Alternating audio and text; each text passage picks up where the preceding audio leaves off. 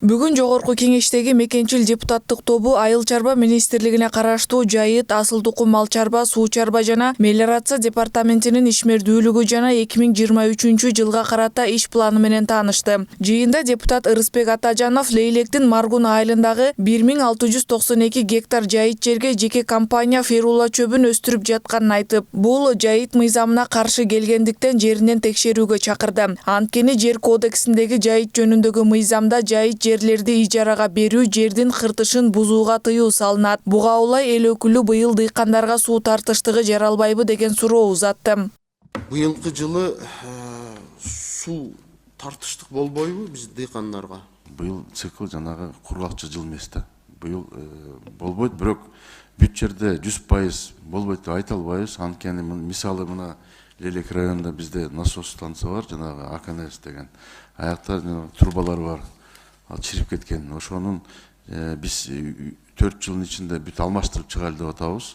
Ошакта маселе болуп калышы мүмкүн. Ошондой эле соңку жылдары жайыттарга байланыштуу маселе курч болуп баштагандыктан, жайыт жана асыл тукум мал чарбачылыгы тарабынан жайыттарды которуу атайын урук себүү планга киргизилип жатканы белгилүү болду. Бир эле суу самыр жайлоосунда 4447 миңден 16800 ошол деградацияга учурап атат.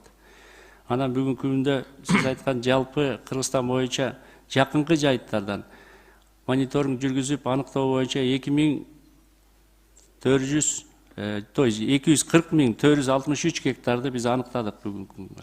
Жана ошолордун үстүндө жанагы урук себүү, которуштуруп жайуу боюнча планга киргизип иш алып барып атабыз. Ал эми депутат Данияр Төлөнов малдагы шарп ылаңына каршы мамлекеттин эсебинен алынган вакцинанын оң жыйынтыгы болбой жатканын айтып чыкты.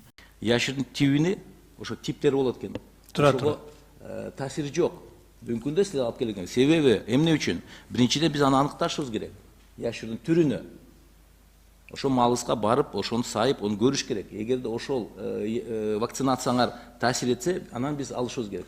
Мына биз элдер айтып атпайбы бизге, кайрылып атат. Биз алып атабыз дейт. Бирок эч кандай таасири жок вакциналардын дейт.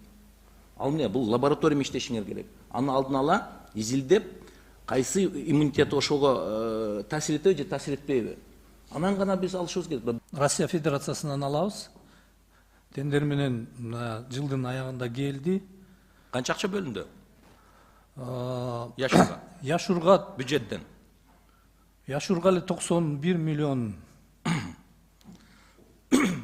Карыз 118 миллион. Эл өкүлү Айбек Алтынбеков учурда сандан сапатка өтүү маанилүү болуп жатканын билдирди. Депутат буга жайыттардын саны акырындык менен жок болуп, мал чарбага көңүл бурулбай жатканын жүйө келтирди. Ошондой эле 374-токтомдун негизинде мамлекеттин бюджетинен бөлүнгөн каражатка вакциналар алынганы менен жугуштуу оорулар азайбай жатканын айтат.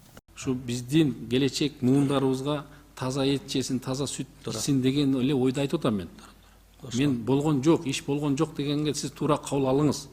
Анда эмне үчүн эгерде сиздер план боюнча иш кылып аткан болсоңуздар, эмне үчүн 18%дан ашык жылдан жылга көбөйүп атат бруцеллез оорусу менен анда айтсаңыз.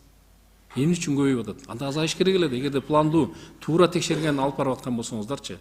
Мындан сырткары дыйкандарга керектелүүчү жер семирткич быйыл жеткиликтүү болоору айтылды. Эл өкүлдөрү насыя берген РСК жана айыл банктарына байланыштуу маселени да көтөрүп, буга чейин жөнөкөй жарандар насыя албай калышкандыктан министрликке атайын көзөмөлгө алууну сунушташты.